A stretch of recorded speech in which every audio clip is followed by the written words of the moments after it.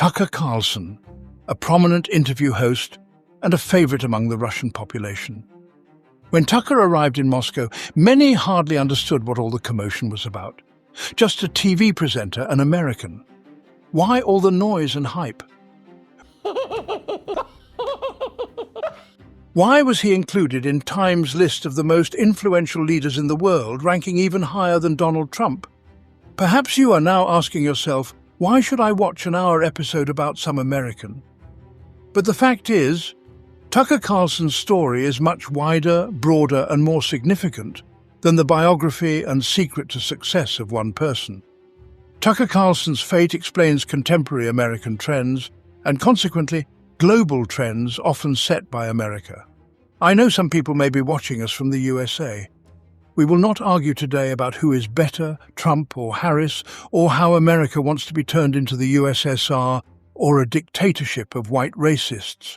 We will rise above the ideological discourse to understand a few key things. Why did Carlson surpass two presidents in popularity? How did a hippie mother instill in him disdain for liberal opponents? How did the social divide in the USA give rise to America's most influential star? Moreover, we will examine how in the past 20 years both we and our demands for information, politicians and truth have changed. But that's not all. This episode is a kind of masterclass in modern media. We will understand the purpose behind Tucker's reinterpretation of modern media, the rhetorical techniques and persuasion methods he used to become the strongest speaker and polemicist. How does he influence his audience without words? What constitutes his speech? And why does he need conspiracy theories? Regardless of when you watch this video, before or after the presidential elections in America in 2024, 2025, or 2026, I'm sure it will not leave you indifferent. You're on a channel where an interesting story is not just told, but also explained.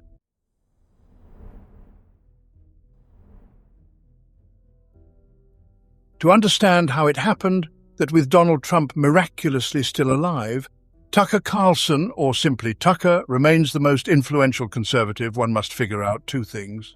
In what kind of family and era did Tucker grow up and socialize? Let's start with the basics. Tucker was born in 1969, and this time for the States was, to put it mildly, unstable. In the case of the Union and Russia, this time can be compared to the turn of the 1980s and 1990s. Almost every year there was a coup or an attempt thereof, wars, crises, banditry, and as a result, collective trauma, societal division, and a collapse of faith in and trust towards authority. Unlike Russians, Americans did not have the horrifying 1990s. They had the horrifying 1970s. There were no coups d'etat, yet there was the defeat in Vietnam, crowds of veterans with PTSD, racial tension, the war in the Middle East, the oil crisis, and strained relations with the Soviet Union.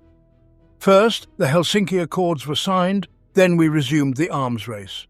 In the 1970s, Americans learned, and some remembered for the first time in 30 years, what it was like to live with inflation not at 3% but at 10 to 15%, and unemployment rates similar to those in third world countries. All of this under a president who illegally wiretapped his political opponents. This refers to Richard Nixon and the Watergate scandal. Historians are certain that the ideological divide within the American nation, which also followed in many other countries as we see today, began precisely in the second half of the 20th century. Historian Kevin Kruse wrote a book on this subject called Fault Lines. In short, the essence of the book is that even back then, in the 1970s, so-called liberals and conservatives began to look at each other with distrust. Reaching agreements became significantly more difficult. The only politician who managed to temporarily break this trend was Ronald Reagan. There are two eras over which older Americans today shed tears of nostalgia, the 1950s and the 1980s. Now, why is there still such a cult of Reagan in the States? I will tell you right now. Firstly, Reagan was very well known and popular even before his presidency. The country knew him well from his film roles and cigarette advertisements. He twice swept the gubernatorial elections in California, and in 1980, When he ran for president, the gap between him and Carter was 8.5 million votes. For the American electoral system, this is a huge chasm. If we look at the electoral map of the year 1980, when Tucker Carlson was 11, we will see that in those elections, almost all the states were red, supporting Reagan and the Republicans. Red is their color. In 1984, Reagan won with ease. For comparison, look at the same map from the 2016 elections where Trump won. Most states are red, but there is plenty of Democratic blue on both coasts. The second reason why Reagan is still admired by the same people who trust Tucker Carlson is that after a period of instability, America headed upwards. The so-called era of Reaganomics began. The president sharply reduced taxes, unemployment fell, and the economy began to grow. Another significant achievement of Reagan's was how he explained the reforms to ordinary Americans accessibly and clearly, using charts and jokes. Now let me show you a chart that I've had drawn to illustrate how this can be. Here you see two trend lines. Those who despise Reagan list his following mistakes: racism, not acknowledging the HIV epidemic until it was too late, the Iran-Contra affair scandal, and the failed war on drug trafficking, in which his wife Nancy participated. Reagan loved her very much. They appeared together in public all the time. But at some point she became not only a style icon, but also a target for his opponents. Ronald Reagan's unequivocal success, when evaluated from the perspective of the United States, was in foreign policy. Reagan was an uncompromising, almost fundamentalist anti-communist. He accelerated the arms race, imposed sanctions, and supported the Mujahideen in Afghanistan. In his famous speech before a gathering of Protestant evangelicals, he labeled the Soviet Union as an evil empire. Under Gorbachev, Reagan gradually softened his rhetoric, but until the very end, he treated even the much more amenable Gorbachev with caution. This is how Americans assessed the state of the country during Reagan's era, significantly better than in the 70s and even the turn of the millennium. And here are the trust in government data. Again, a significant increase, particularly during the adolescence and post-adolescence of Tucker Carlson. After decades of political turmoil, the country once again believed in the American dream. Now you understand what today's conservatives want to bring back. For instance, Trump, who adopted Reagan's slogan, "Let's make America great again," and removed the first word. Or Schwarzenegger, who said Reagan was undoubtedly one of the greatest presidents in history. Tucker Carlson, whose youth coincided with the peak of Ronald Reagan's politics. It's worth saying a few words about Tucker's parents. Very complex individuals. His mother inherited two huge business empires. Her great-grandfather was dubbed the Grain King, owning a large agricultural import company. Another relative of hers was known as the Cattle King, possessing over 200,000 hectares of land across America. But we must understand that a wealthy family does not always translate into the success of the children. Many wealthy children, cruising in their father's Cadillacs, squandered their parents' fortune and never took advantage of the opportunities their parents gave them. Hence, family heritage is a significant factor, but not a definitive one. But all the details about the wealthy family we know not from Tucker. He doesn't like to talk about his mother's wealth. According to him, she was an artist and a hippie, and bohemian parties attracted her much more than her own children. When Tucker was 6, his parents divorced, and his mother moved to France. They never saw each other again. In her will, she left Tucker and his brother $1 each. A generous soul. Perhaps this is where the roots of Tucker's hatred for liberals, hippies and drugs, which comprised his mother's social circle, began. But it should be noted that even without his mother's money, he was well off. His father made a profitable marriage to the heiress of a frozen food company, and his father was not a man of little importance, but a prominent newspaper journalist, and this was a very serious profession at the time. In the same Spider-Man, everything revolves not just around a newspaper editorial that directs the information flows of a big city. Media mogul Rupert Murdoch, who would later launch Fox News, managed newspaper publications in the 90s, and notably referred to the printed press as a gold mine.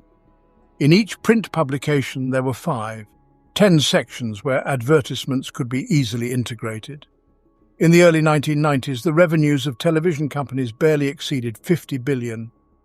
By comparison, the newspaper business was bringing in 1.5 times more. In those days, leading journalists of top publications could earn $10 per word, meaning for the previous sentence I could easily have received $150 and another $120 for this. One such reporter was Tucker's father. He first made a name for himself as a prominent investigative journalist, later becoming a diplomat and director of a news agency in the United States. He was appointed to the latter post by President Reagan himself. From childhood, Tucker attended elite schools, both in the States and Geneva. However, Tucker's personal qualities were already as impressive as his parents' status at that time. If you were to describe teenage Tucker in one phrase, he was the quintessential back-row student, always drawing attention to himself, spitting chewed paper through a pen casing, constantly disturbing the peace and forever attempting to say something inappropriate. Not particularly academic, yet the life of the party and pure charisma. I bet everyone had such a character in their class or university group. When it comes to youth, Tucker recalls more about attending rock concerts, regular binges, or worse than about studying. But Tucker had another trait that opened the door to great journalism for him, a perpetual desire to argue. As a teenager, he attended a debate club. His team traveled to schools where Tucker outperformed his peers in the art of rhetoric. As he grew older, he could even compete with teachers. In college, he began to challenge even professors, who already leaned more towards a socio-liberal and neo-Marxist agenda than a conservative religious one. For him, debate was much more than just a hobby. Tucker would debate on any occasion, or even without one. A real situation, the year 1984, the midpoint of Reagan's presidency. The police, during an arrest, kill an elderly African-American housewife. An African-American visits Tucker's school to give a lecture on racial equality. In a packed hall, he rhetorically asks whether any of them believe this woman deserved to die. Dead silence. Tucker stands up and starts to argue both for and against the point, even though the question was rhetorical. No one asked him to do this. Tucker constantly took on the role of devil's advocate. He deliberately chose topics on which there seemed to be societal consensus, and by initially taking a losing position, he climbed his way up. Tucker, as if on a dare, would argue why women should not have civil rights.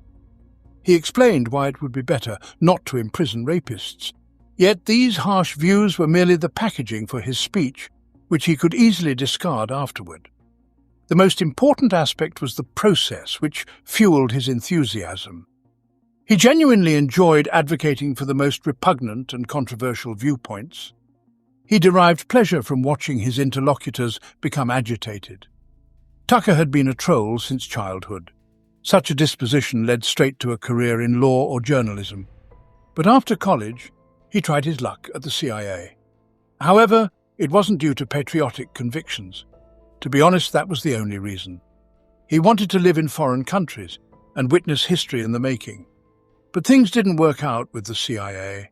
It was discovered that at parties he consumed more than just alcohol, and his perpetual defiance and outspoken nature were not appreciated in such organizations if you were aiming for a permanent position.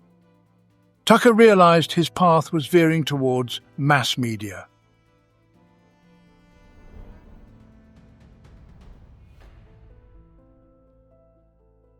Tucker's journalistic career began in the 1990s. In contrast to the wild 1970s, this period in America was nearly the most prosperous in the last half-century. During the presidencies of George Bush and Bill Clinton, when the economy was booming. In foreign policy, the United States had the green light everywhere, and the entertainment and media sectors were experiencing a new phase of globalization.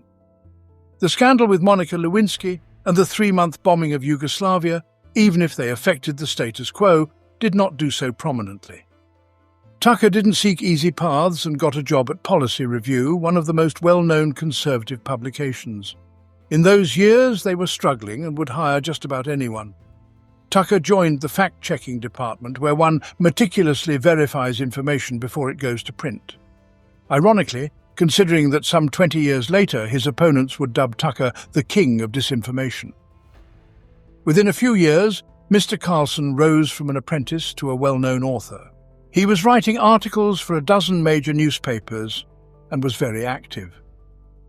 The chief editor of the publication where Tucker worked called him the most talented person who had ever appeared in their office. Interestingly, though generally a right-wing individual, Tucker did not spare traditional conservatives in the slightest. His first major success came after an interview with George Bush, who was preparing for the elections. Tucker caught him on cynicism and stated that in private conversations, Republican Bush used a lot of profanity. Such rhetoric earned Tucker a ticket into the Democratic circle. Initially, he wrote for newspapers like the New York Times, and then he ended up on television. Liberal channels such as CNN and MSNBC became Tucker's main refuge for the next 10 years. Wait, what did such a person even forget in this bastion of liberalism? Here we need to clarify what domestic politics in the USA looked like at the beginning of the 21st century. How Democrats and Republicans differ from each other. I'll immediately say this will sound as generalized as possible. Otherwise, we'll just get lost in theory. Here is our typical American Democrat. They will vote for the Democratic Party. This person believes in social equality, supports high taxes, because then the money from the wealthy and Wall Street corporations will go towards government programs and social needs. They dream of affordable health insurance, are concerned about the environment, minority rights, and believe the decision to have an abortion or not is best left to the woman. He rarely attends church and lives in a large city like New York, Chicago, or San Francisco. Here is our typical American Republican. He stands for individualism, personal freedom, and responsibility. The lower the taxes, the better, because private businesses already know what people need, unlike the bureaucrats from a decaying Washington. He cares about family values, attends church, and believes that the life of an unborn child is much more important than a mother's desire to have an abortion. He most often lives in that very single-story America, or in a traditional red state like Texas. They liked Reagan, sometimes liked George W. Bush, and strongly supported and continue to support Trump. But they cannot stand Biden, Obama, and the Clinton family. Political views, if we're not considering the extreme ones, are not binary. Rarely is someone solely a Democrat or solely a Republican. For example, a person might attend church and advocate for banning abortions, thus sharing purely Republican values, but at the same time support high taxes because they might work in the public sector or have faced exorbitant medical costs locally. It's essential to remember that each individual has their own set of views formed over a lifetime. This topic is covered in our basic edition about what ideology is. And now the key point. Let's imagine a median typical American. Their position on many issues fluctuates. A large share of the electorate in any country, no matter where you watch our program from, consists of undecided individuals who are not inclined towards politics. And here is where informational confrontation comes into play. Social liberals, Democrats, constantly pull them to the left, closer to values of equality, minority protection, and faith in the invincibility of progress. Conservators, Republicans, pull them to the right toward capitalism, religion, and nostalgia for Grandpa Reagan. Whomever is stronger, more charismatic, and more successful sways the majority's opinion. The same scheme exists in many other countries, just without Reagan and with their local topics. Thus, Reagan's success launched that very rightward shift. The right managed to pull voters on many issues for a long time, on taxes, fighting crime. Then began the era of the Democrats, led by Clinton, who launched many social programs to the applause of the left. And after the 90s, that very right agenda returned in the form of George Bush, whom American liberals mocked throughout the 2000s. After September 11th, everything became exceedingly clear. America was becoming right-leaning again. The country, after such a tragedy, predictably united around the flag, around the Republican president, and initially supported the wars in Afghanistan and Iraq. Look at the graph depicting how Bush's ratings responded to September 11th. the start of the war, and the capture of Saddam Hussein. And speaking of Tucker, we remember that this fellow never chose the easy paths. He always liked betting on dark horses. In the camp of liberal Democrats, he found himself in the right place at the right time. Society as a whole leaned to the right. Even Democrats like Hillary Clinton voted for the Iraq War. Tucker was hardly recognizable at that time compared to now.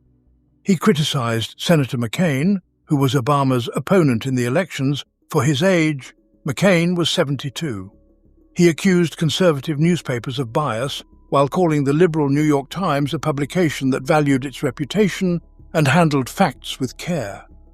Moreover, Tucker was concerned that the right paid too little attention to schools attended by African Americans. Conservative Carlson became a favorite among Democrats. Sure, he's right-wing, but look how smart and objective he is.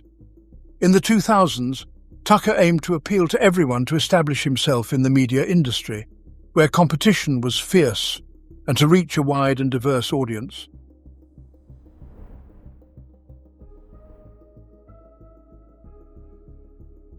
In the year 2000, Carlson finally appeared on television as a host.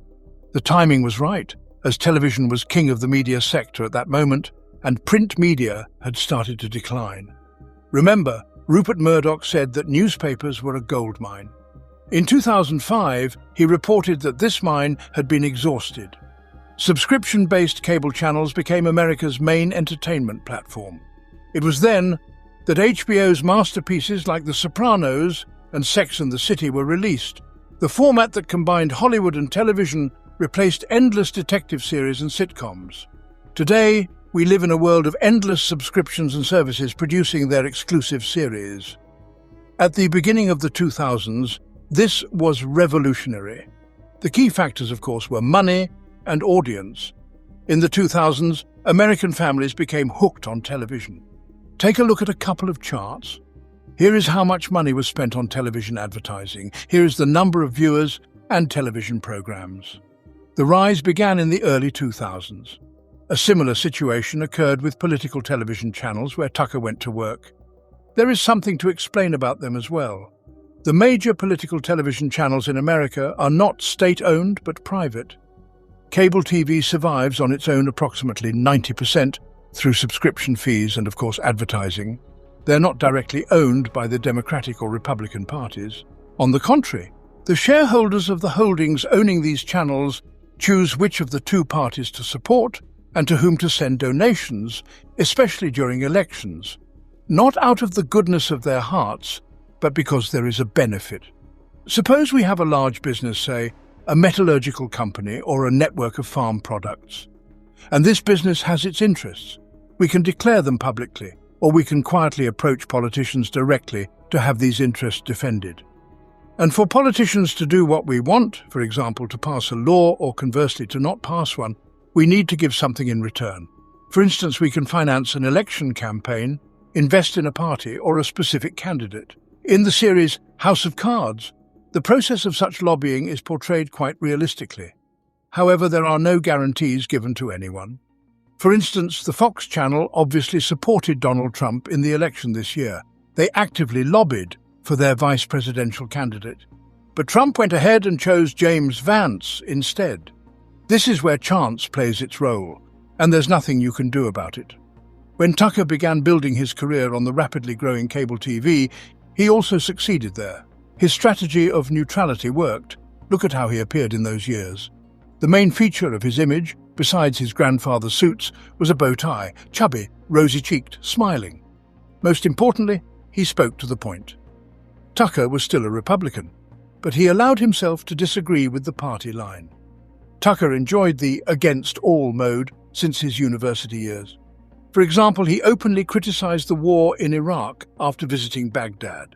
Perhaps Tucker would have remained a neutral and objective commentator, appealing to both moderately left and right perspectives, if not for the year 2008 when the crisis hit, breaking everything: economy, politics, and most importantly, society. The unemployment rate doubled, 500,000 banks declared bankruptcy, the war in Iraq lost popularity, and all of this happened under the Republican Bush. Predictably, the pendulum swung to the left. Barack Obama arrived. The youth believed he could unite America like Kennedy and set it on the right path. But as history would show, it was an illusion. The divide between the left and the right only deepened over Obama's 2 terms. Traditional parties seemed outdated. There was a rise in street and grassroots movements. On the right, it was the Tea Party. This is a play on words encoded here, an acronym for taxed enough already, and a reference to the Boston Tea Party, the event that essentially started the American Revolution. Right-wing Americans loudly and vehemently opposed Obama's reforms. The main leftist movement was, of course, Occupy Wall Street. The rebellion against the wealthiest representatives of American business was short-lived, but caused quite a stir. The level of hatred and polarization was growing, and Tucker became a victim of this process. The beginning of the end, for the old version of Tucker, was the show Crossfire on CNN. The concept of the show was such. The left argued with the right for an entire hour. Tucker was the host. Years later, Tucker admitted that both the format and the show itself were quite useless and unnecessary. Indeed, the ratings were mediocre. Tucker's 2 main traits, his neutrality and somewhat strained politeness, simply became unnecessary. The initially sweet image of the guy with the bow tie started to look silly and childish. Today, Tucker himself acknowledges this. Moreover, the emphasized objectivity with which he approached his work became uninteresting. Society was torn by conflicts. Everyone wanted blood and spectacle, not respectful dialogues about nothing. Comedian Jon Stewart destroyed Carlson's reputation in a single day. He appeared on the program and roasted everyone there. He stated that the show was unnecessary, called Tucker an idiot, and mocked his bow tie with gusto and contempt. Tucker tried to retort, but it turned out awkwardly. Around the same time, YouTube was launched. The embarrassing debate became one of the first videos to go viral on the platform. Tucker was unprepared for this. Had it remained on television, it might have blown over. However, due to the internet, which, as is known, never forgets, the digital footprint followed him for a very long time. Tucker is still ashamed of that broadcast.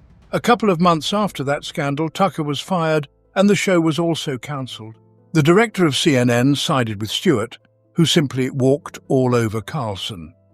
Tucker lost his job on the country's main channel. Well, fine. There were other options.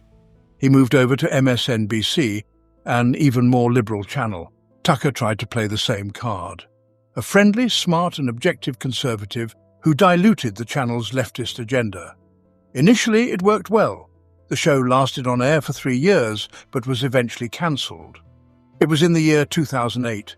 Shows representing both viewpoints were no longer in demand. As a result, 2 liberals replaced Tucker. Tucker decided he needed to go to his own, to the Republicans, and create a show on their channel. He then went to Fox. At that time, it was the most popular news channel in the country. Fox News was setting television trends. Just think of the news ticker. Fox News used it for the first time during the September 11th attacks. They had plenty of first-tier stars at that point. The most Tucker could hope for was guest appearances on other shows. Carlson's new media strategy failed. From being a beloved conservative for liberals and a promising journalist with a recognizable style, he turned into a third-rate TV star. It got to the point where he began appearing on projects like Dancing with the Stars. Reflecting on the late 2000s, Tucker said, "I was left without money and without a normal career.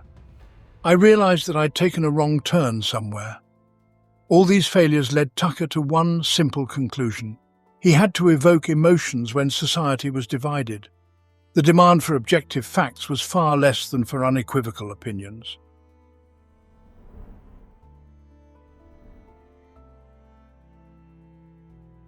"15 years ago, the media was hit by 2 overwhelming waves. The first wave was the dominance of the internet. People massively turned away from television in favor of digital. In 2017, online advertising revenues surpassed television for the first time. The second wave was polarization.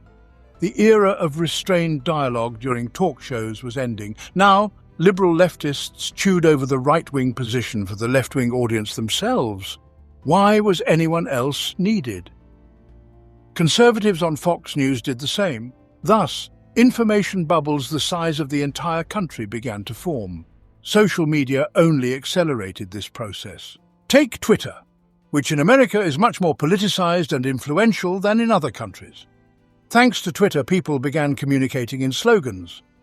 Due to the long-standing limitation of a single post to 140 characters, not much could be said. Loud and scandalous headlines, which algorithms promote and attract other users, became popular. Statistics show that politicians with extreme views always had more followers on Twitter. The situation on Facebook is no better. Whatever Zuckerberg says in Congress, his platform is another area of electrified polarization. A clear example is provided. Before the congressional elections in 2018, several scientists conducted an experiment. They tasked thousands of citizens with freezing their Facebook pages. After 4 weeks, they were surveyed. It turned out that the level of disagreement among these people on political issues decreased, and they became more relaxed towards opposing parties. Simply refraining from social media for some time began to calm people down. Finally, fake news spreads excellently there.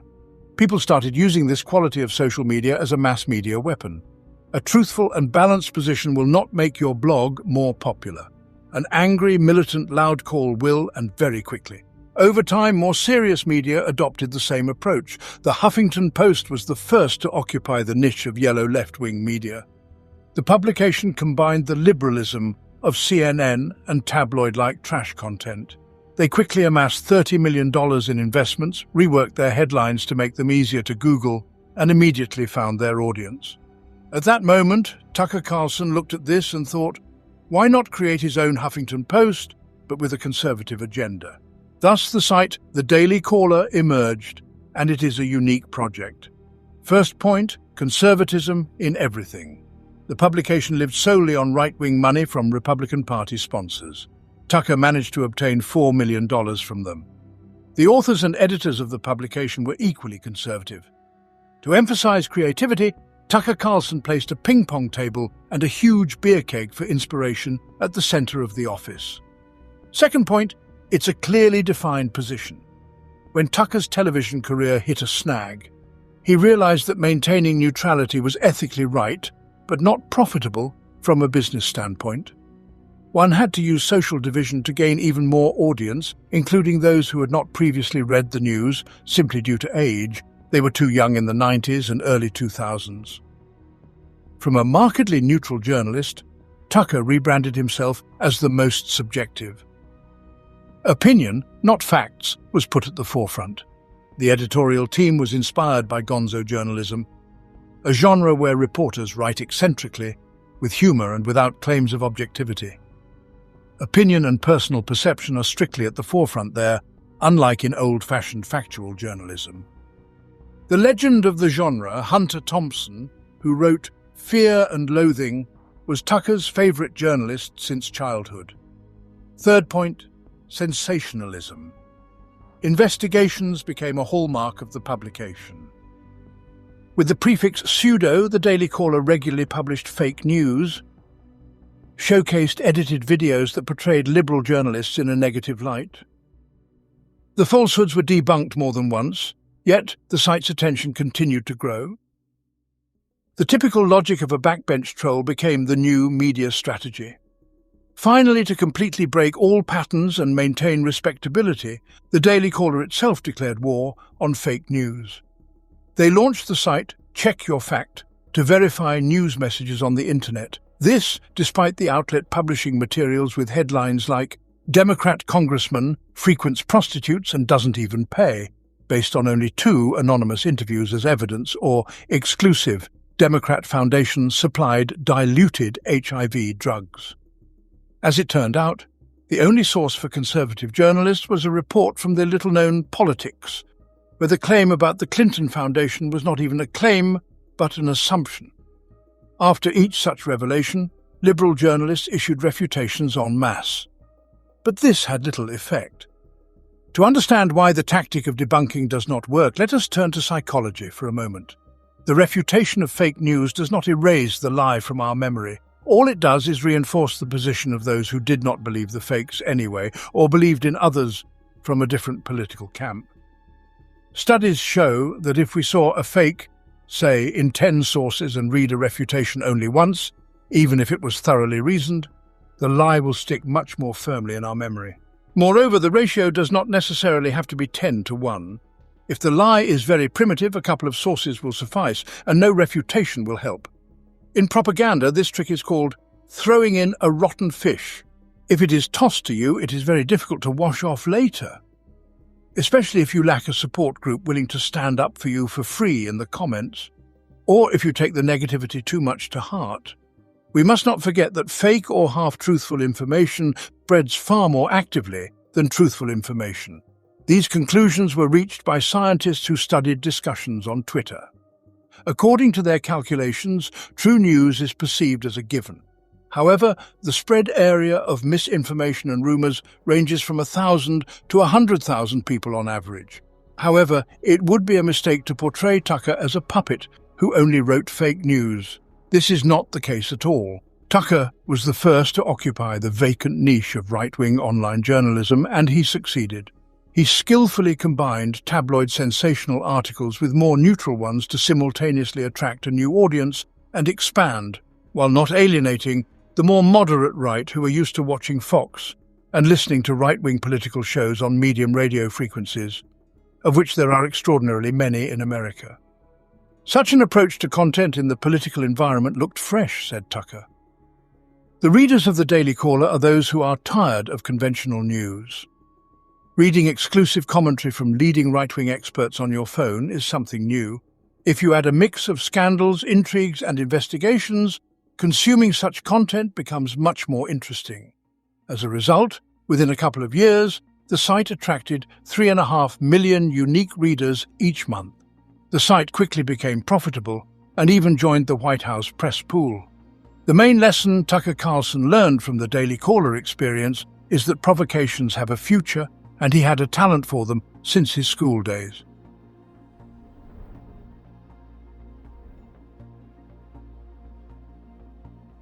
Tucker came to Fox News essentially as a nobody.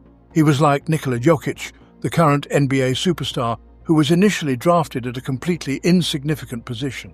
Tucker was entrusted with the modest job of a correspondent and weekend host.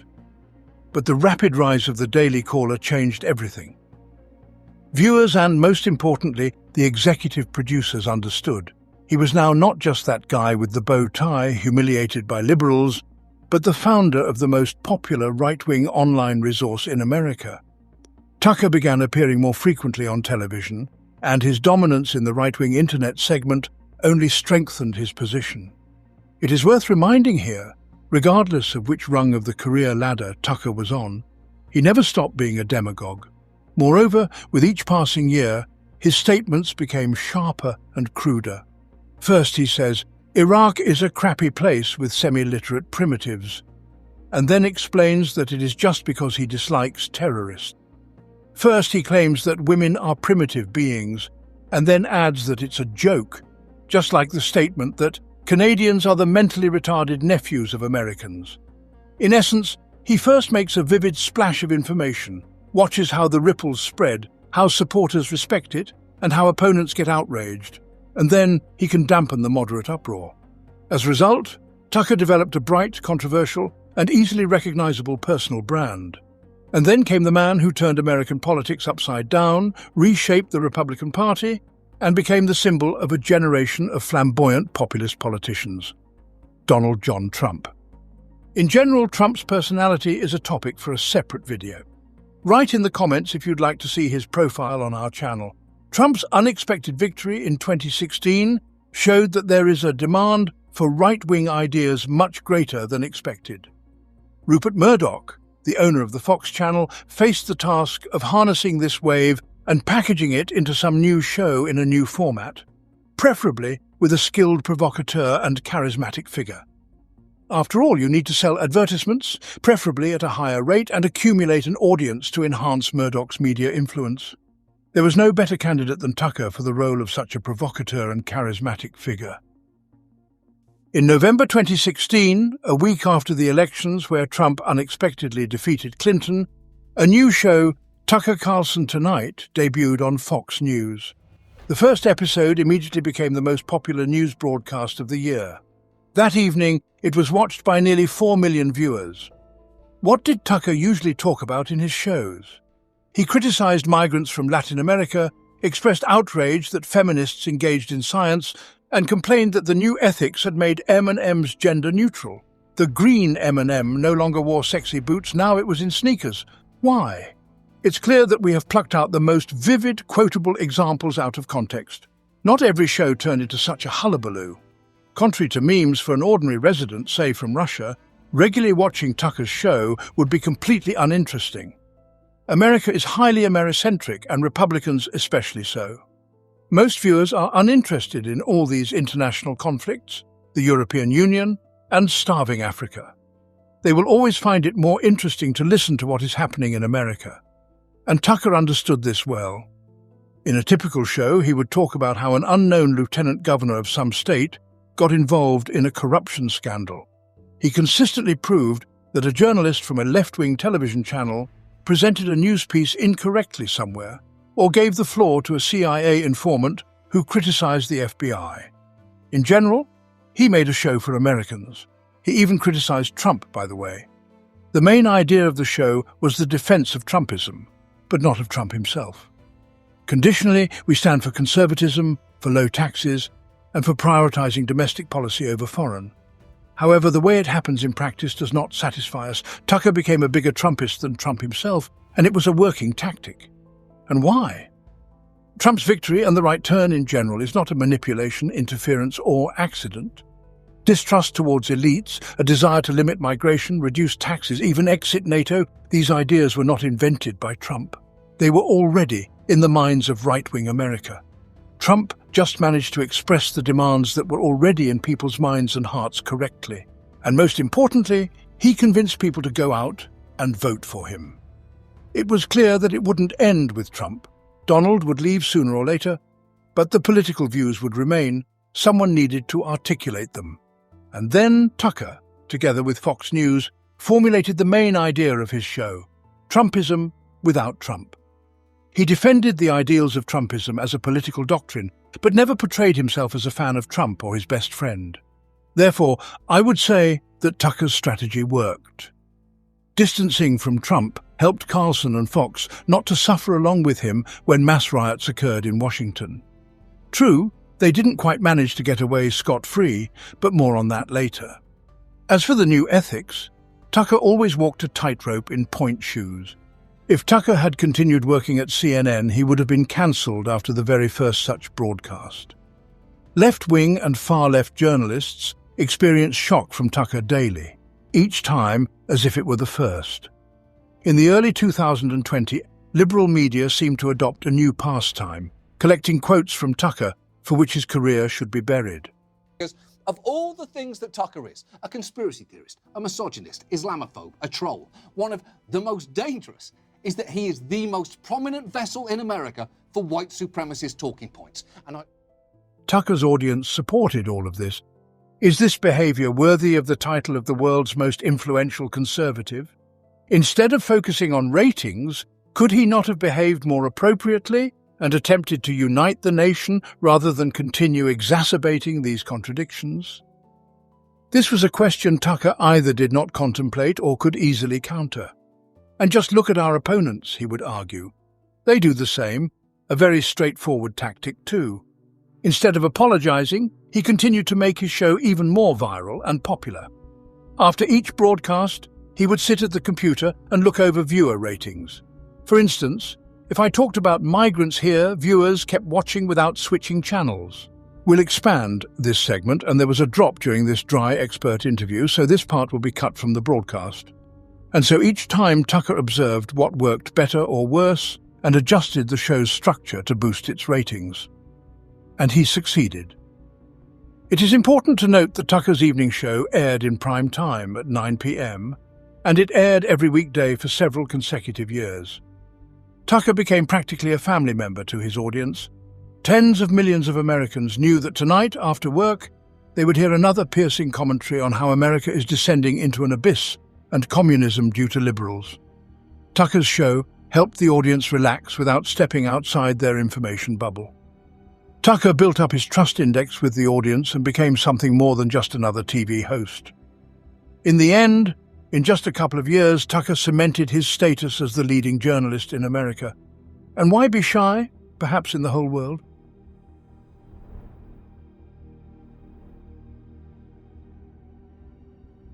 The time has come to understand what techniques Tucker used to win over his audience and what can be learned from him. We are trying to navigate between ideological positions throughout the episode, and this chapter is no exception. Let's set aside Carlson's views that some of you might like and others might find irritating. We are looking at a media unit, an influencer, a speaker, a demagogue, and a polemicist. Try for the next 20 minutes to switch off your ideological radar in your mind and view this as a kind of quick masterclass. Arguably, Tucker's strongest side, and there is no disputing this, is his talent for speaking. It's simply impossible to look away from his speeches. This is precisely why many do not notice the tricks he uses in his speeches. To better understand the phenomenon of his popularity, I propose analyzing one of his broadcasts. Let's go step by step, examining what he says, how, and which rhetorical and non-verbal techniques he uses to influence us. The Evening with Tucker Carlson show consists of two parts. The monologue begins with Tucker delivering his introductory speech, commenting on the news and conducting interviews with both like-minded individuals and opponents. Let's start with the former, the monologue. Tucker's credibility is so great that he can afford to express his opinions off the cuff rather than framing them in questions to other people or by selecting guests whose views align with his own. Tucker is a staunch anti-elitist, presenting all the country's problems through the prism of conflict between them, the ruling class, which is not merely elites, but this wealthy brazen lot, and us, the ordinary people. It is worth remembering that Tucker's annual salary at Fox was $20 million. To this inconsistency, that is, being an anti-elitist while essentially being part of the journalistic elite and a very wealthy individual, Tucker responds thus: "As an elite member, I know better than anyone how bad it is there, and this endears me even more to the ordinary viewers, whom in America are called hillbillies. They are both Democrats and Republicans who have betrayed their voters. They will do everything to retain their power. You are the ones who will suffer from this." One of Tucker's favorite techniques, in addition to the us versus them dichotomy, is called the slippery slope. See how it works? Fact: vandals and left-wing radicals have toppled statues of white figures from American history who, in their view, are associated with the times of slavery. What does Tucker say initially? They have won. There's nothing they can't do next. They can decide how you raise your children, how you vote, what you're allowed to believe. Tucker stirs emotions, repeating they, until your mind is boiling over.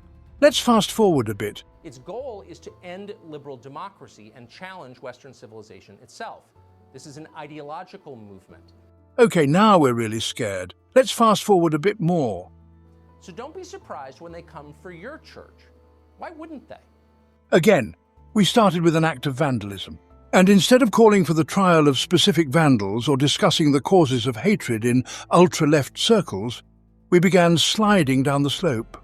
And ultimately, this exaggeration in Carlson's speech has led us down this slippery slope to the collapse of faith and a bleak future for our children. Why does he use the concepts of church and family here? Because it is a double whammy on the main pressure points of any supporter of conservative values, the core of Tucker's audience.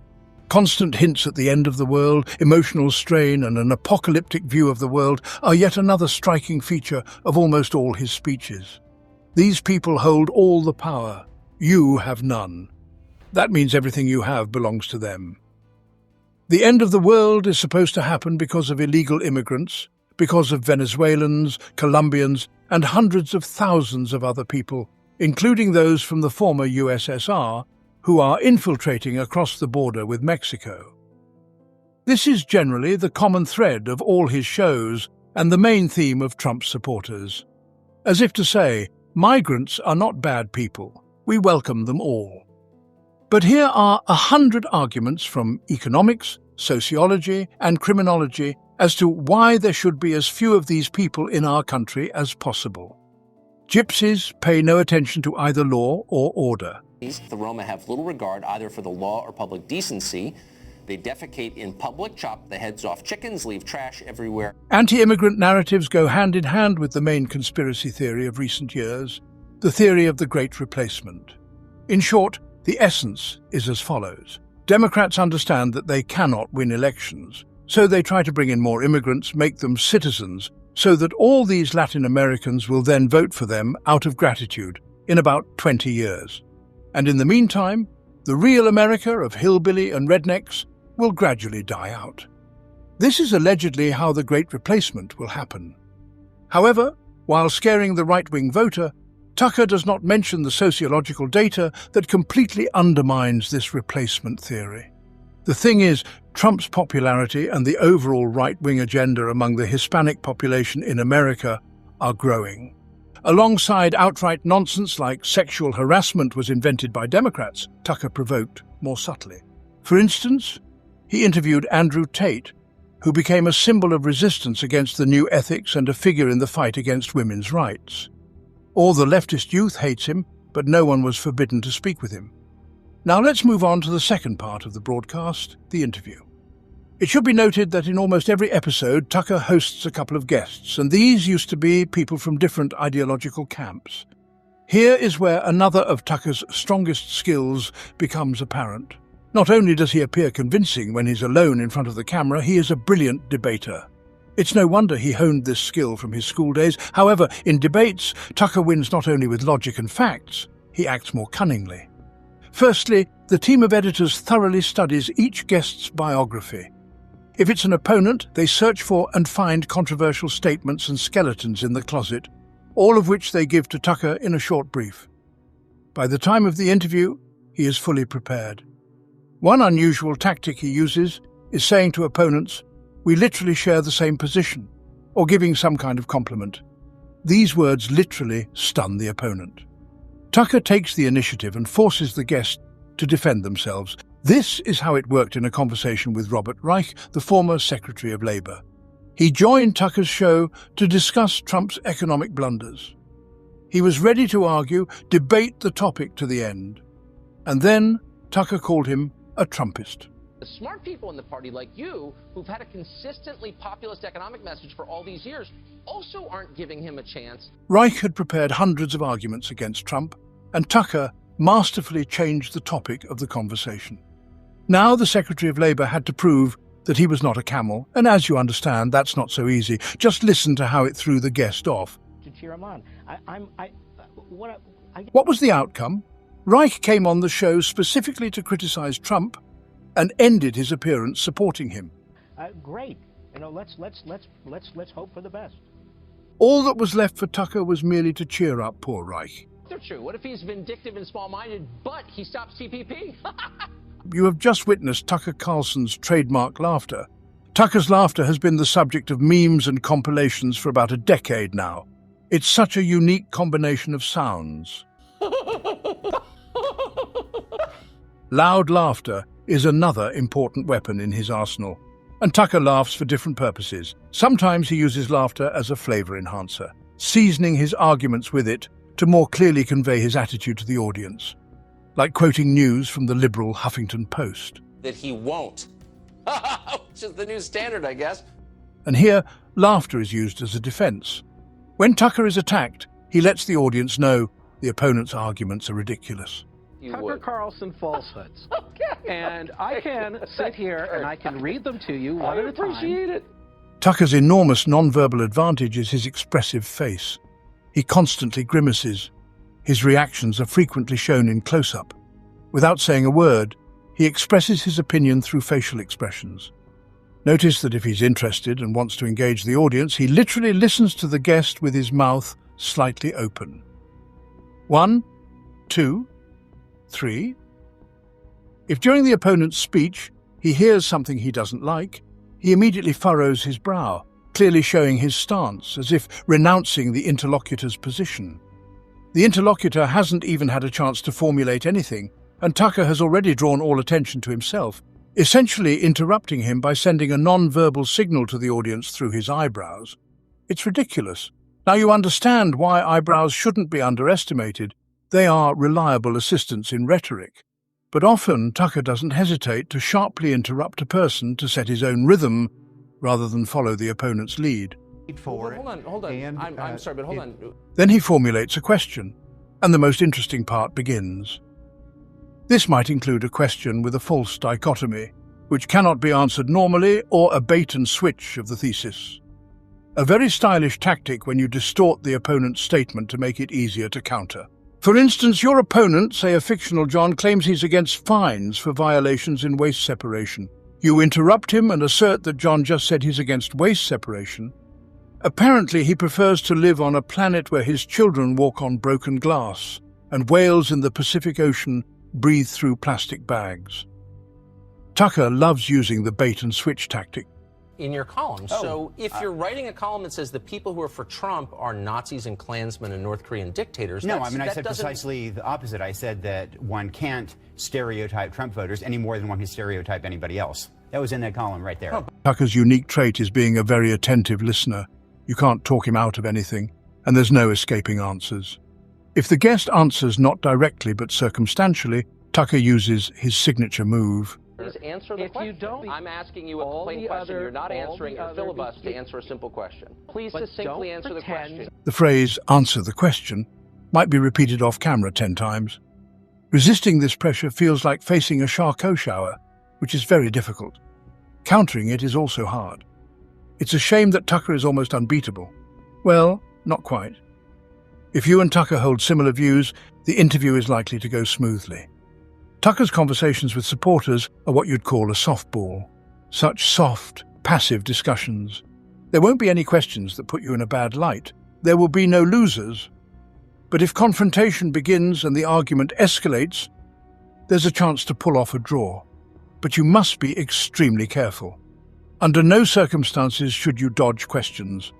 If there's a bait and switch in concepts, it must be pointed out directly. Journalist Lauren Duker did quite well with this. She argued with Tucker about Ivanka Trump's feminism and pinpointed every fact of the bait and switch and context twisting. And that's not what I said, even remotely. That's not what I said. Tucker, you said she's Tucker, fair that's game, not what even I though she said. smells I'm like sorry, you is that what I said? I think my earpiece might not be working because that is most certainly not what I said. You can tell from Tucker's face that he's nervous. At the end of the interview, it's hard to say who won. At least, however, the journalist successfully held her ground while playing away games by someone else's rules. That was already an achievement. To debate with a troll of Tucker's caliber, one must be an experienced polemicist, able to listen and precisely know what position one is defending. Then there is a chance not to fall on one's face, and many, incidentally, succeeded in this. But it is unlikely to argue with Tucker himself anymore, as he will probably never engage in televised debates again.